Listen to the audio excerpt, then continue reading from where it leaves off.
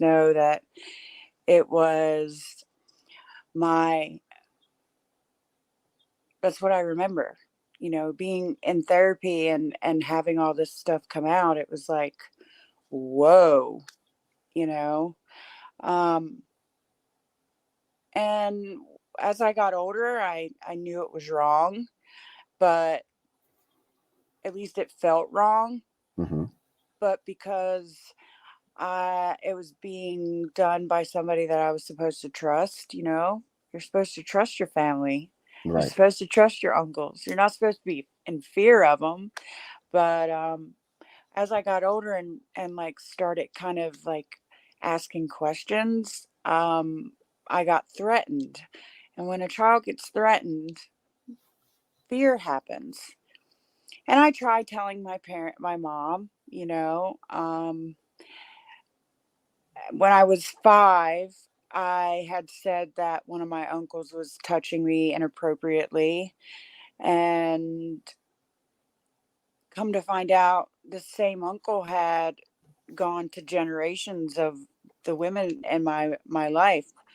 Um, my mom, my nan, my Auntie Lane, like a whole, my nan, not, excuse me, I stand corrected. My nan, not, because my nan never had been through abuse. So Mm-hmm. this hard woman who is a very strict Roman Catholic, that doesn't happen in your family, you Right. know. Yeah. So I learned at a very young age to brush things under the rug. Like, just keep brushing. It didn't happen. Keep moving. Didn't happen. Keep moving. Well, then the stuff that doesn't happen gets stacked. Mm-hmm. And the next thing you know, you got these towers, all over you.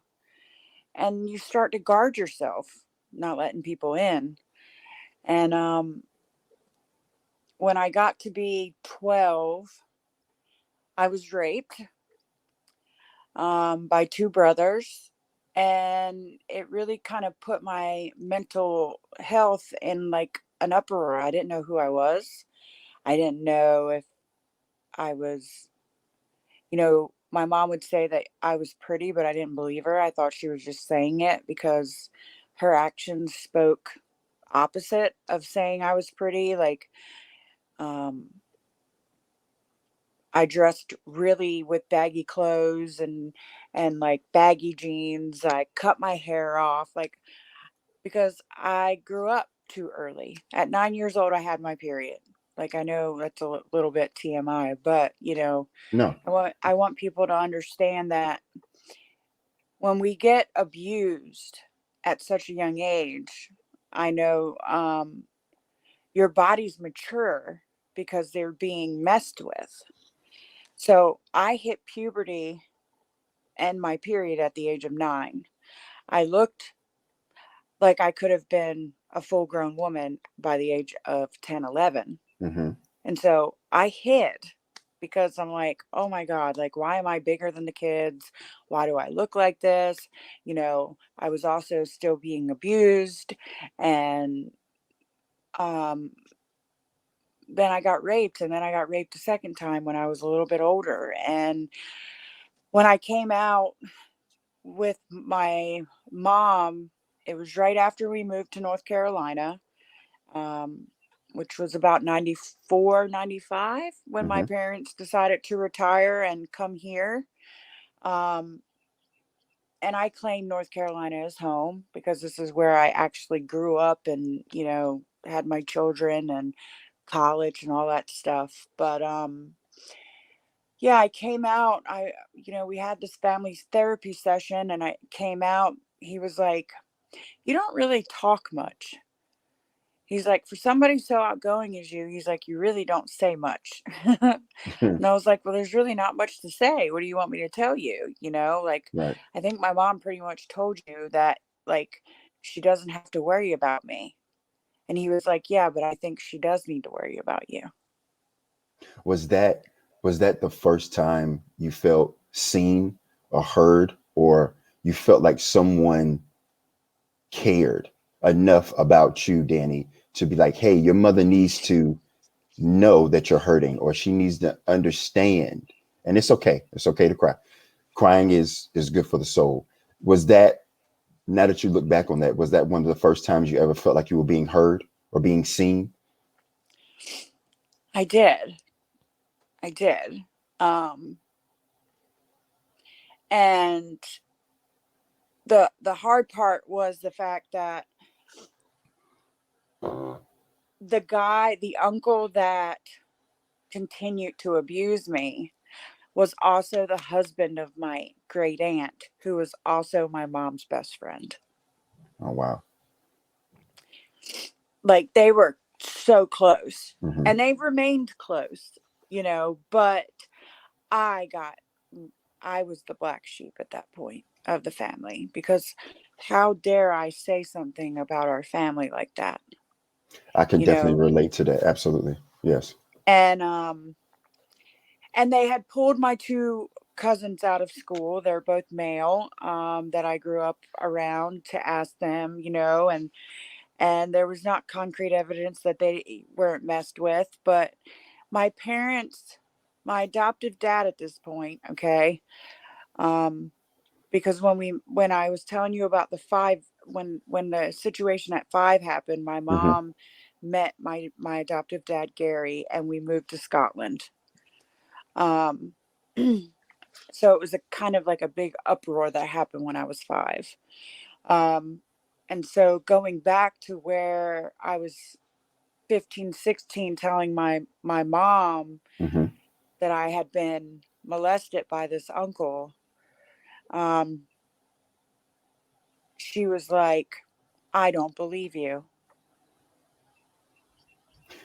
Do you think that's because she, it's been happening so much in the generations that she came to, I guess, push it aside herself or deny it herself? Was she ever in that lineage? She has a hard time, I think, because of the way that she was raised, Hmm. and the fact that stuff like that wasn't seen or heard of in families, in catechism, there's Hmm. all this kind of stuff, but like,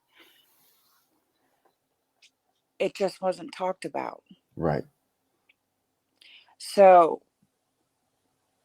I think my mom had to have some realization, because she was also abused as a child, even Hmm. though it didn't last like forever, what seemed like forever, and she never dealt with it. So then to have a daughter, and I don't know if it was because she didn't know how to protect me from it, or I don't know. I really don't know. Me and my mom's relationship has always been very stressed, very Okay. pulled. Right. Like, um I was the oldest out of three. My mom had me, my dad had Harry, and they had Patrick. Um and so, being the oldest, I was always like the mother hen. Like, I was that sister that, like, wanted to be around my siblings, even though, of course, when they irritated me, I didn't. But me and Harry were 3 months apart. Hmm. So we got along and had a very close knit relationship, because a lot of times it was me and him, me and him fending for each other. And my family, like, my brother is biracial. Um, and then they had Pat, and, with me. And then I, I then had Haley, my oldest daughter. Like, I'm going to kind of go a little Hmm. bit ahead to just kind of, um, but I have two daughters. I have Haley, who also has my grandson Kai, and then I have Emma. Um, I was I was engaged to Haley's dad, and ended up being a single parent with her, and met my ex-husband now, who I was married to for 20 years. But my story really, really starts when my daughter Haley was 3, Okay. because um, as far as mental health and everything went, I never dealt with it. After all that been said and done with my parents, like my Mm-hmm. dad came back from deployment, and I had told my mom, I said, please don't tell dad until we can all do it together, because he's going to want to question me and I can't give him those answers. I'm not going to tell you guys how this happened, when it happened. Like, you guys are going to want details, and that's not, Right. you're not getting it from me. Well, she went ahead and told him. How old were you at And this time I when she was told him? 15, 16. 16. Okay. Yeah. Um, and at the same time, my brother Harry got taken away out of the house and sent to this Willie M program that the state of North Carolina used to have. Um, I don't think the program is still running, but it was for troubled teens, teens that were in and out of mental institutions and stuff. And my brother Harry got pushed into mental institutions all the time. So, like, there's a lot to my dynamic of my story and the complexity of my story. Um, Seeing things in a different light from all kinds of avenues coming, and I never dealt with it because I was taught early on not to say anything and to brush it under the rug. And if you were ever asked if anything happened, you are to lie. Mm-hmm. You know, you're not to Mm-hmm. talk about it. So I was taught to lie. I was taught to hide. And hiding, when you hide things, leads to you lying, because how else can you hide it unless you start a scavenger hunt? Right. Absolutely. So my scavenger hunt started very early on in my life. So I was able to make mazes through my life, and keep hiding and brushing and burying and thinking that it was never going to show up. Well, truth be told, it does. Um, my disease went into full throttle effect when my daughter was 3.5 years old. Um, right after Haley was born in 2000, I had issues with my gallbladder, um, and had to have surgery. Well, in the midst of that, I also got into a car accident. I was hit from behind, and so I had injuries. And then I fell. I was a food and beverage server, so I fell a lot because I'm clumsy, but also just because it's the flooring in the restaurant that I worked at was not good, and it didn't matter what kind of work shoes you had. You, if something was spilled and they didn't clean it up, you were going on your butt. Um, so I was prescribed painkillers, Mm-hmm. narcotics. I had everything under the sun. I was a walking pharmaceutical. The problem was, like, when I took one didn't work. I went back to the doctor. He said, take two. I was like, okay. So I took two. I was like, I went back to the doctor. Two don't work. So he upped the dosage and then told me to take two. But then he prescribed another one, another narcotic. I had 3 different pain pills, 3 different muscle relaxers. I was prescribed Xanax and Klonopin, and then you name it under the sun. And for the longest time, I didn't touch it. It didn't matter how much pain I was in, I didn't touch it. What? But the moment, Why didn't you good, touch it? Why didn't you touch it? because at the time I was tired of taking multiples of pills to get relief. At the Mm, time, it was just about me getting relief of pain. It my disease had not kicked in. Like, I had dabbled in drugs and alcohol when I was a teenager. Of course, I would take a pill here. I would get high with my friends. I was drinking constantly. Um, and then when I had got pregnant with my daughter, it stopped. right. Like, I don't know how I did it, because like, if I look back now, like at all the other times in my active addiction, there was no way I could stop on my own, you know? Right. Yes. Um, so one day I didn't have my daughter. She was with her dad, and I happened to take 4 pain pills. Were you in pain? And Were you in pain that time that you decided to take those 4 pain pills? Were you I physically? was in pain, but I also, I can remember that day of like, I just want to escape whatever I'm feeling right now. So I tried 4, and that was all she wrote. I was in euphoria. I didn't have to feel. Mm, that part. It took the pain away. And of course, that progressed, because not only did it take my physical ailments away, but then it was freeing my mind of all this negative, heavy loaded bullshit, excuse my French, that I had in my life that I have been not dealing with. Um,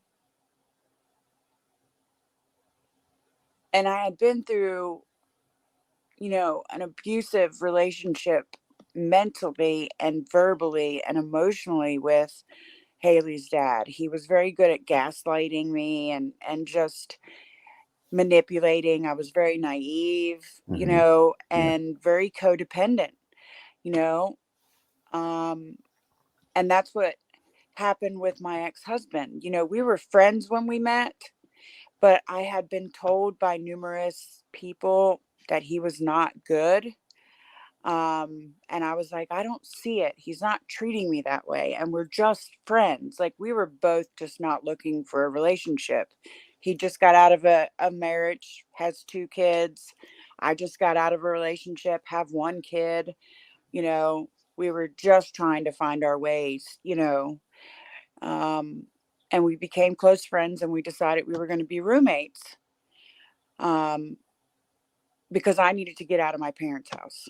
I was under their roof, and I'm 19, 20 years old, you know, 21 years old, and I'm still staying with my folks. And my mom and everybody just wanted control. They wanted control of me so they could have control of Haley. Like my mom, I almost felt like with Haley that this was her second chance at redemption, because Right. that's what it seemed like. Hmm. It seemed like she wanted to be the mother of my child rather than me be the mother of my child. But what happened was, because they did not like the fact that they knew I was getting ready to move out, and they didn't like Joshua.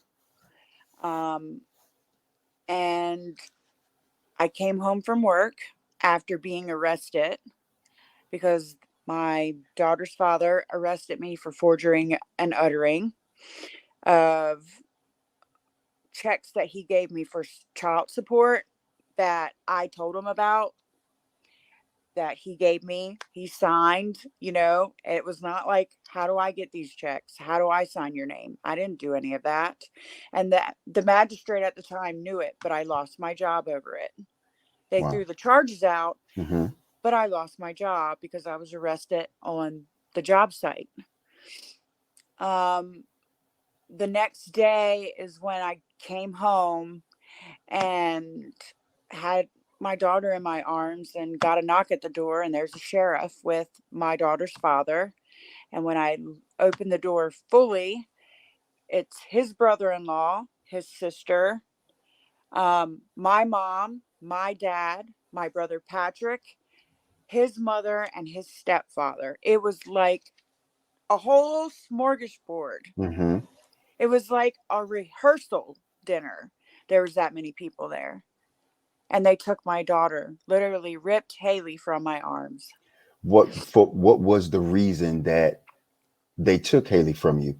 They said I was being neglectful, and that I was not properly caring for her. Yeah, that had to come from somewhere or someone who who of course didn't have your best interest at heart. Uh, did you did you ever find out or understood where he was coming from or where the family was coming from at that time? I did. I ended up, so because of the pending charges for the Hmm. forgery and uttering, they also issued me a no contact order of my child for 45 days. So before I could find out anything, I not only could I not speak to my daughter, or she could not speak to me, but I also was dealing with pending felony charges. Um, so at that time, I tried to commit suicide. So I'll get to your answer in a minute, but Yes, like, to get to the answer, I kind of need to tell you the fill in. absolutely. Um, so I tried to commit suicide that night after they took her. If it wasn't for Joshua coming in when he did, yeah, I would have been dead, because I literally took anything I could have gotten my hands on, which was almost everything I had, because I was like, "Mm, there's there's no there's no picture like a screaming baby and a crying mother, and they're ripping her from my arms. When I tell you, like, no child should be ever ripped from their mother's arms." Absolutely not. Absolutely not. And the thing was, like, they even stated it in the transcript of the court case, because I ended up moving to Charleston to get away from everybody. Which at the time was the best thing I could have done for myself. I dried myself out. I got a really good job. Um, but that didn't last very long, because the really good job, my husband was not working. He got laid off.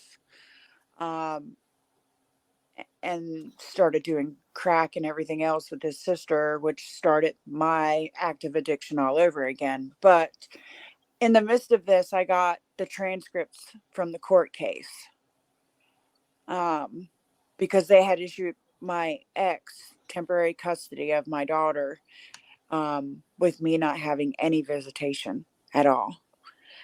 Um, and I couldn't fight it until the felony charges were dismissed, which they ended up getting dismissed, but they prolonged the case for over 18 months. Wow. So this Wow. whole time, they're like dangling my daughter over my head. And I'm like, this isn't fair. Mm. This isn't fair. Well, when I got the transcript, it was 275 pages.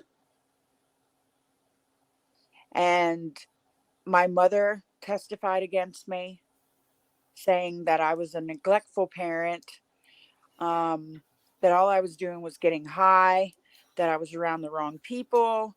Like, it was a whole smorgasbord of stuff. Um, a mother is not supposed to do that to her daughter. A mother is supposed to protect her daughter. Her mother is supposed to encourage, empower, and like, show a woman the way of the world, right? Right. Um, and that's not what my mom did.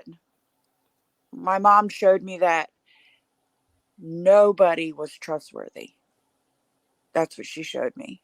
She showed me that anybody could come into my life and abandon me at a snap of a finger. So how can I trust anybody, right? Right.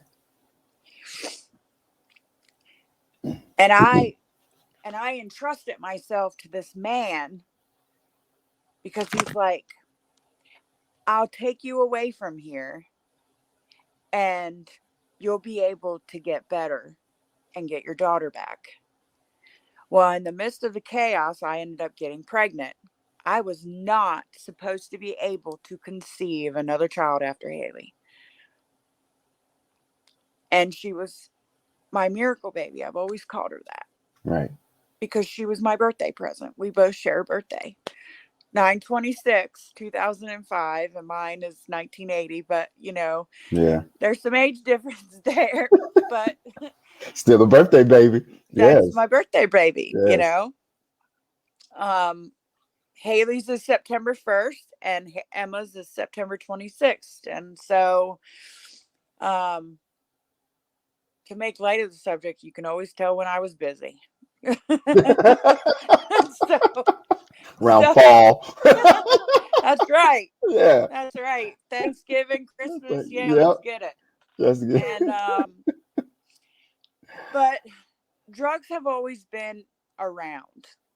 I as I'm talking to you, it's like I always had my pain pills. There was always marijuana around, even though I wasn't a big fan of it. Never have been. I was never a big fan of drinking. Like, I would have my binge moments of like 3 days worth of drinking, and then I would dry myself out because I'm just not.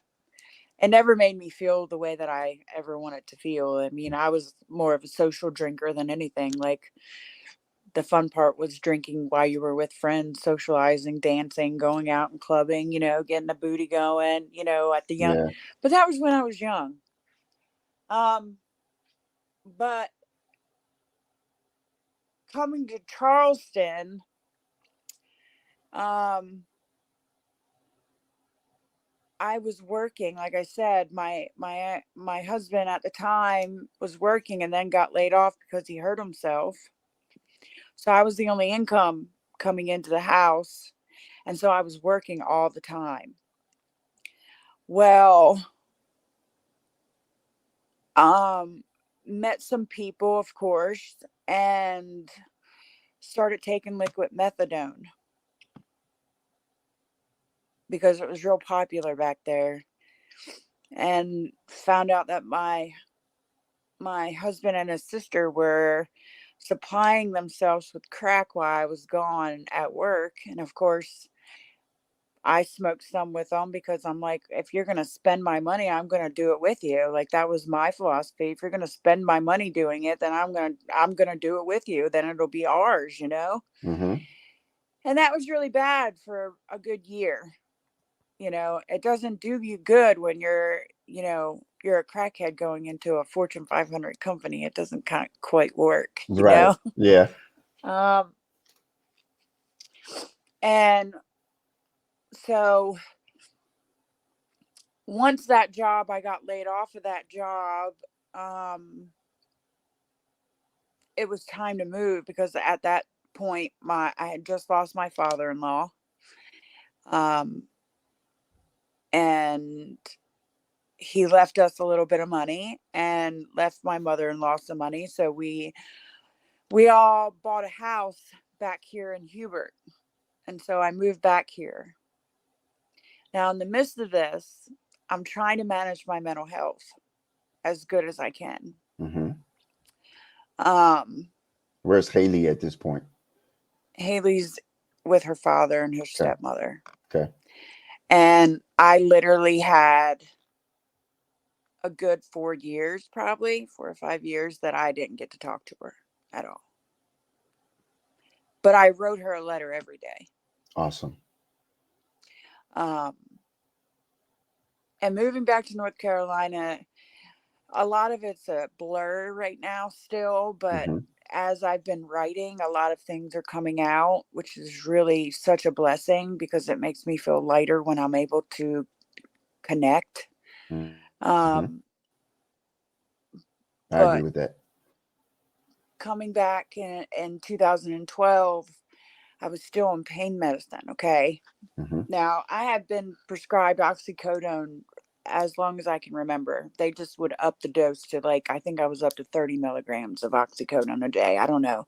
It was like 4 or 6 pills they had me taking a day. Um, and of course, you know, the addict mentality, one is too many and 1,000's Thousands is never never enough. Yep. Um, and I got changed. My pain management doctor decided to switch me over because I got diagnosed with uterine cancer in 2013. And they had botched my surgery. Like they were supposed to, I had a partial hysterectomy. And they were supposed to put in, of course, dissolvable sutures, and they didn't. So I was infected on top of doing chemo, which was horrible. But they switched my pain management doctor, um, to somebody that was more experienced and specialized in what I was going through, which was understandable. Well, he switched my meds, um, and put me on this medication, which I don't really like talking about substances too much, but it's the best way I know how to get for everybody to understand is I went from oxycodone to Opana, Mm-hmm. a high dose of Opana. I had never taken this drug. I never knew nothing about it, and had me on Norcos as the breakthrough medicine. Well, you want to talk about the first time I had ever been dope sick in my entire life was running out of Opanas. Mm. Well, when that happened, I was introduced by my husband and his cousin to heroin. I was going to ask you, was Opani a type of opioid? Um, okay. Yeah, it's like that. You know, everybody, I haven't watched it yet, but the show Dope Sick apparently is very good about understanding where the pharma people came in and how much it affected the doctors and all that stuff. But anyways, the Yeah, oxycodone yeah, and it's a good uh, show. Yes, yeah, absolutely. Yeah. It gives um, you a great understanding of how and why they pushed it so hard back in that time. Yeah. yeah. Um, and there was a downward spiral from the time that I took my first heroin dose to today. Um, I was in and out of the prison system and jail system. Had caught a bunch of drug charges, drug dealing charges, manufacturing charges, conspiracy, like sell and deliver. Like pretty much my whole life crumbled within a matter of what feels like seconds. But it was over a course of 4 years, four or Hmm. 5 years, that my whole life, I lost my house, I lost my car, I lost my business, I lost my jobs, I lost my children, I lost a marriage. Um, at the same time all this was going on, I was being domestic. My husband was beating me almost every day. Um, and this was over a course of 20 years. So I was alone.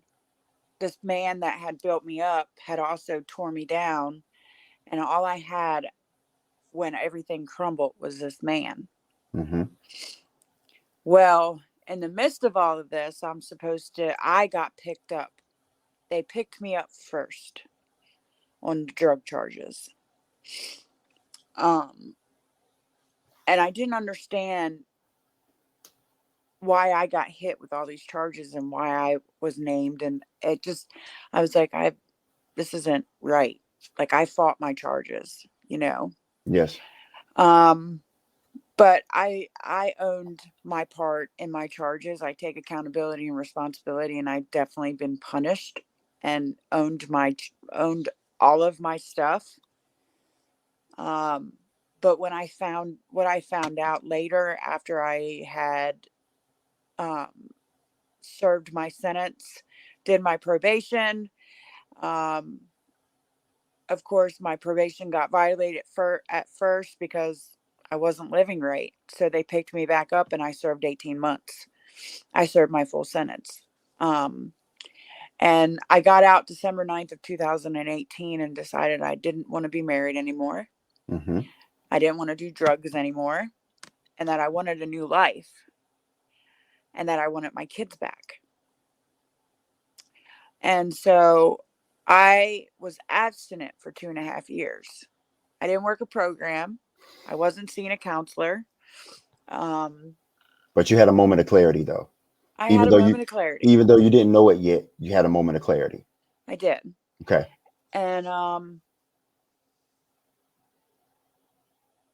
And then I relapsed. Um 2020 21, I put my past back in my car. I put my ex-husband back in my car. I was supplying him and his girlfriend with money to supply them with drugs. And this was 6 months into at the end of 2020. So from June, July of 2020 until December of 2020, I had been literally being blackmailed and being threatened every day by my ex-husband, who I was in fear of. When I say like fear of this man who told me that no other man was going to have me, um, that if he couldn't have me, nobody could. And he told me it didn't matter where I go, how far I went, he would find me and he would make my life a living hell. And that he had all this pictures of me, nudie pictures, videos, all this stuff that he was going to send out if I didn't continue to give him this and this and this and this. And then he finally I put him in my car, and I relapsed. I couldn't get him out of the car until I used. So a needle went in my arm. And it was the most horrific 8 months of my life in 2021. I OD'd in June, I OD'd in July, and I OD'd, the almost fatal one was August. Now, my ex-husband had gotten picked up on the ex parte charges that I had pulled on him. A sheriff had seen that he had, I can't think of the word, violated the paperwork. Mm-hmm. When he's seen that we were somewhat near each other, which I had told my ex about that. I'm like, we're not supposed to be seen. Like, if a sheriff sees you and they know about the case, they're going to pursue charges on you. He's like, no, you can just tell him that, which I did tell the cop that he's not harming me, but the cop could read body language very well. Right. And come to find out, he pulled charges on him and said he was in violation, which was the best thing that could have happened to me because he saved my life that day. Mm-hmm. But so August 5th is my clean date. August 5th. Yeah. And I know I told a lot of horrific things and didn't really go into much detail and did detail in this, but my story really begins August 5th of 2021, when I decided to take control of my life, not allow another person, place, or thing Mm-hmm. own me anymore. What in August 5th, what was that mindset? What happened? What hit? What did you hear? What did you see? What did you feel on that day to sit down to tell Danny, this has to be it? A change has to be made. So it wasn't the fact that I OD'd at my work and that the bathroom door at my job had to be kicked in and they had to give me 3 Narcans. It wasn't the fact that police were searching my bag and that I had just lost my job. It wasn't the fact that the first thing out of my mouth to me and the girl that was with me that also got fired, when we left, I asked her, I said, they didn't find my dope. That wasn't it, because I turned around after they Narcaned me and was in complete DTs. I turned around and used. What was the turnaround was when I went home, because my family got notified, my Mm-hmm. daughter, my mom. It just so happened that my cousin who had at the time 15 years of clean time, who also just lost her brother the year before from an overdose and lost her father from AIDS and an overdose, was there. And I pulled into my parents' driveway.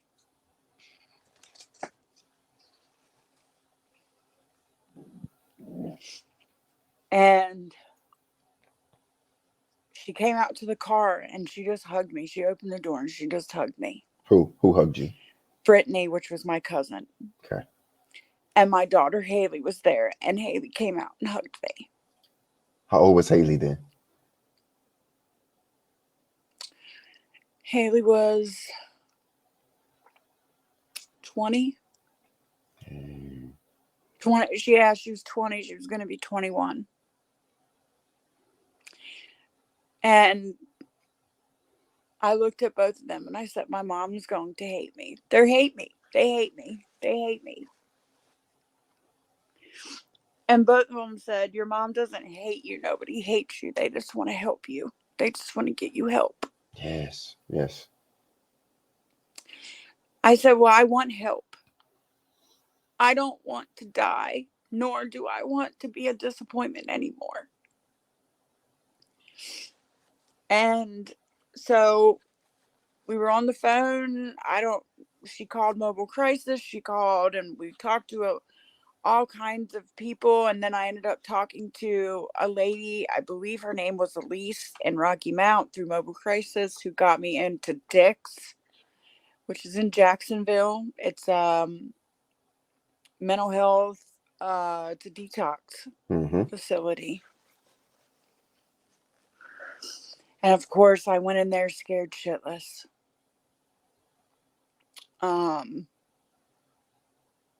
But I came out. When I came out, I was in there for 5 days. When my dad picked me up and I got back to my house, the first thing everybody said was, she's wearing short sleeves. Because the entire time that I was in my relapse, in 100-degree weather, Danny was in long sleeves. I no longer had to hide anymore. Yeah. Yes. I had bruises on my arms. I had track marks on my arm, but you know what? It didn't matter because they were healing. And I felt like one step in front of the other. And I went to my first NA meeting, but I also became part of a intensive outpatient program called through Port Health Services. They have a SAOP program, which is Substance Abuse Intensive Outpatient Program.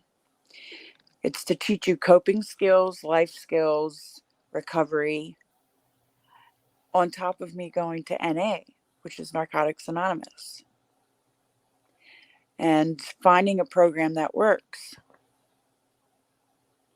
And I live one day at a time. But in doing this one day at a time and working this program the way that I'm supposed to work it, one step, one step, one step, one step, one step. And if I have to hold at that step, then I hold at that step until I know I can feel when I'm ready to move forward, when I've done the writing, when I've done the work, when I've spoken about it, and when I feel the release of it. I have been diagnosed with mental illness as far as I have anxiety, I have ADHD, I have PTSD from all the abuse, depression, insomnia.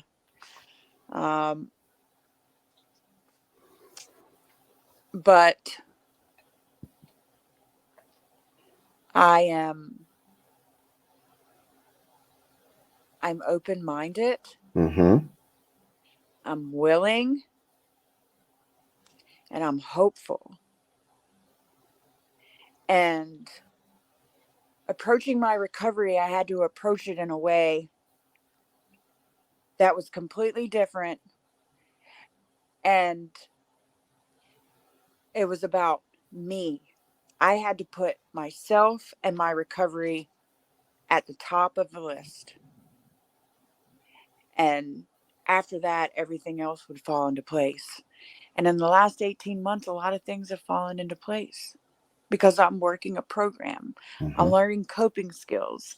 I'm learning when I have these urges or desires, how to do a little mindfulness, a little meditation, a little writing, communicating. Communicating isn't just me and you just having conversation. It's really me really talking about what's up in here, because the only way that anybody can help me or that I could get better suggestion on what to do and how to do it is to tell people what's going on up there. It's nice to be around people too. The beauty of recovery is that in addiction, we're all isolated, right? Right. I'm alone. I'm isolated. We feel abandoned. We feel like we don't matter and that we're not beautiful people, and that we're just POSs, and that we're never going to accomplish anything. Um, but recovery is not. Recovery, you never have to be alone. Recovery is I found beauty in recovery because when you walk into a recovery meeting, we are all the same. Hmm. It doesn't matter where you come from. It doesn't matter the color of your skin. It doesn't matter your gender. It doesn't matter what sexual preference you are. It doesn't matter your religious preference, because recovery is about spirituality. It doesn't matter if you're going to NA, AA, or the smart recovery programs, or going to something completely different, you know? I attend weekly um, peer support groups. It's peer to peer recovery groups. Right. We talk about a check in question, any challenges or successes in the week. And then we have a checkout question, but there's always a question about what motivates you when you don't feel motivated. It's a good question, right? That's a good question. Mm. And it's like, what is something that you're proud of? Well, for me, I'm really proud of my recovery because I know where I came from. I know what I've been through, which I talked about, which I'm not big about talking about the past, but I want to let people know that they're not alone. Right. That because we never talk about the bad, we don't know, we don't, we don't realize that when we talk about the bad and accept the bad and surrender to the bad and let go of the bad, that's when the healing begins. I agree with you. We got 10 minutes left. You had that surrender word, and then you also said that recovery is beautiful, and there's always gratitude. And I always like to let people know and to list a couple things that they're grateful for, even if they are still in that hole, because we're definitely going to jump in there with you to help you get out of it. But what are two things that you're grateful for? Because I asked that question so people can think about what they're grateful for. And when they say it out loud, when they play the tape out loud, what they're grateful for, they can hold on to that when a craving hits, when a desire hits, when a trigger hits. And it could act as a first aid kit to get them to triage. So, Danny, I want to ask you, because you were starting to go down this path, what are you grateful for? I'm grateful for my recovery, number one, because I know how much work that I've put into it.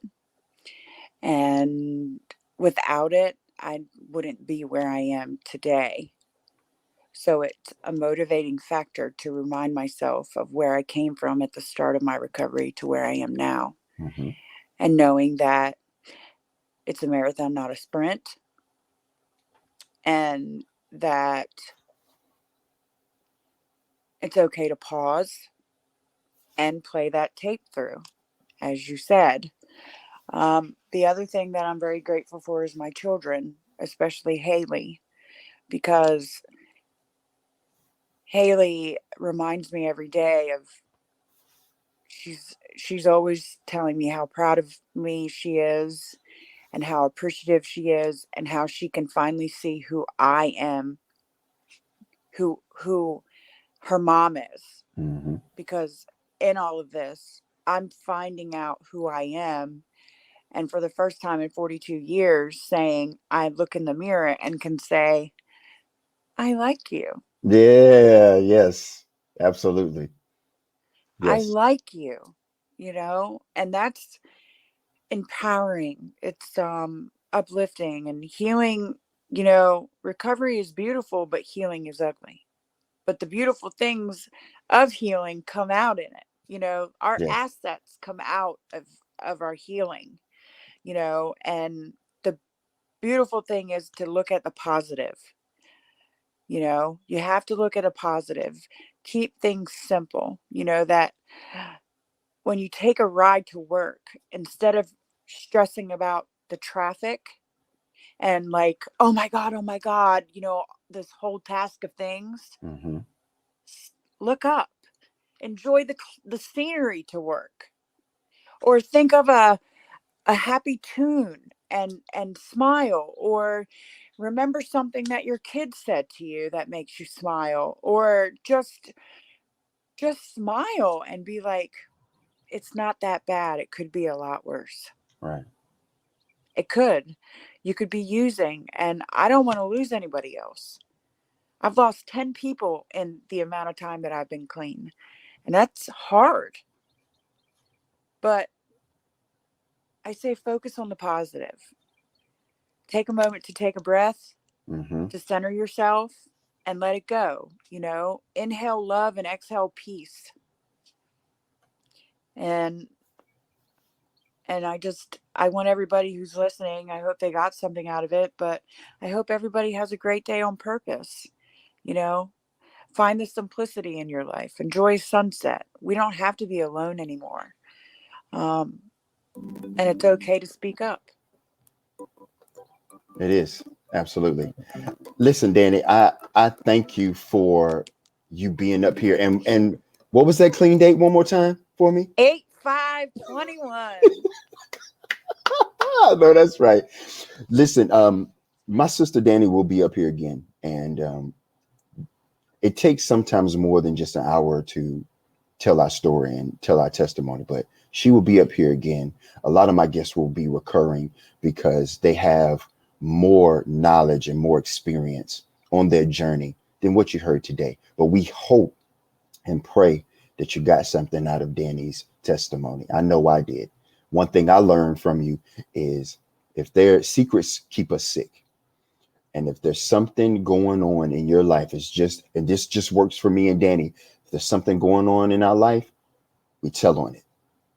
We tell on it. That takes the power away from it. That's what I learned from Danny today. And I love you, sis, so much.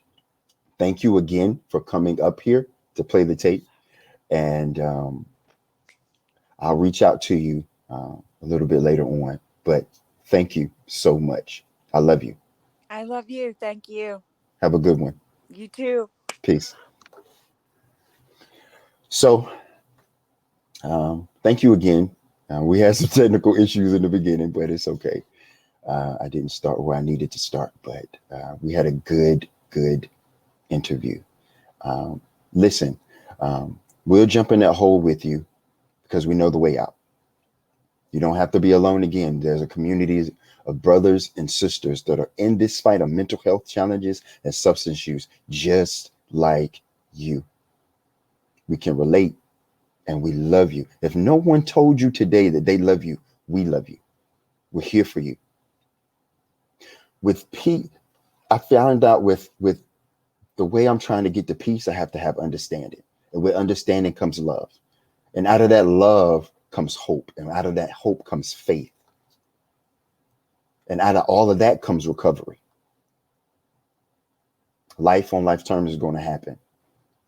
But you don't have to do it alone. We love you. God bless you.